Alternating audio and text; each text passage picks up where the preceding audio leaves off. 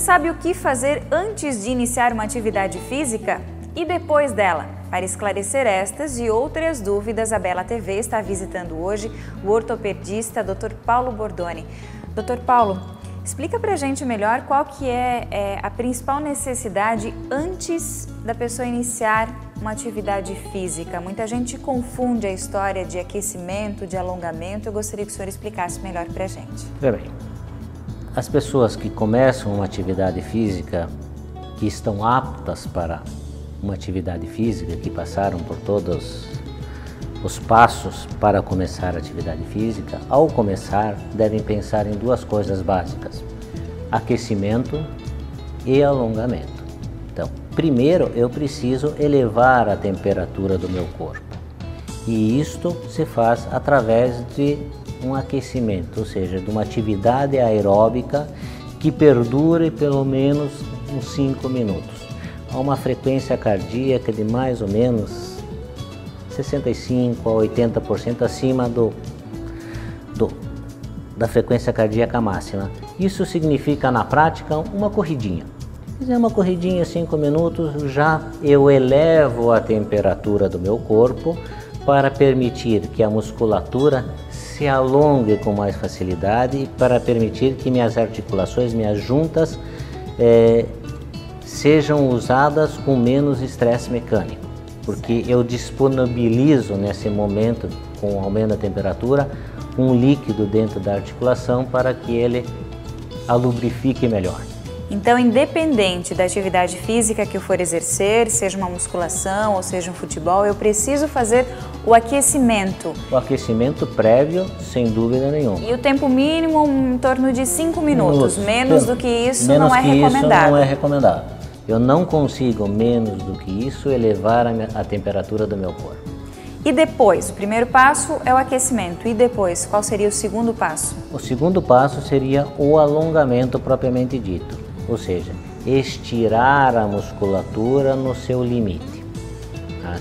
Para permitir que ela funcione de uma maneira mais correta, de uma maneira com estresse mecânico menor, tá?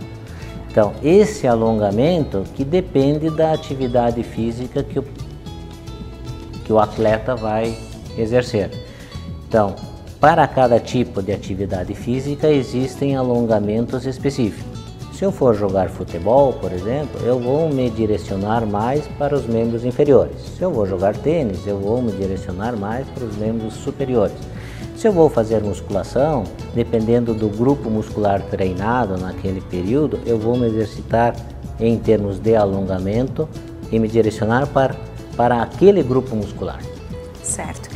E há alguma recomendação na hora de fazer o alongamento? A pessoa ela tem que ter algum cuidado específico? Existe sim. Existem basicamente 2 tipos de alongamento. Um alongamento estático e um alongamento dinâmico, né, ou pendular. Normalmente a gente prefere o alongamento estático, ou seja, fazer devagar. E um fator importante é não fazer com dor. Eu não posso sentir dor no momento do alongamento. Eu tenho que sentir uma sensação de estiramento, mas eu não posso provocar dor, porque quando eu provoco dor, o músculo tem um reflexo, ele se contrai violentamente e aí eu posso lesioná-lo. Então eu preciso ir até o meu limite, até eu não sentir dor. A partir dali pode ser perigoso. É isso. Pode ser perigoso? Não. É perigoso. É perigoso. Então, a principal função do alongamento, que é evitar lesões, pode se perder já na prática do próprio alongamento. Tá. É importante salientar também que o movimento de alongamento, quer dizer, eu tenho que esticar o músculo e eu preciso de um determinado tempo para que a plasticidade muscular ocorra.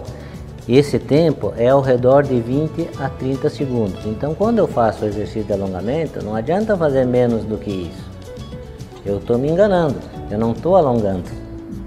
Então eu preciso aquecer meu corpo, permitir que ele se alongue e fazer esse alongamento pelo tempo necessário. Então cada grupo muscular, cada músculo, eu preciso pelo menos uns 20 a 30 segundos. Então eu vou fazer meu braço, meu tríceps, vou fazer o alongamento e vou manter nesta posição por 20 a 30 segundos.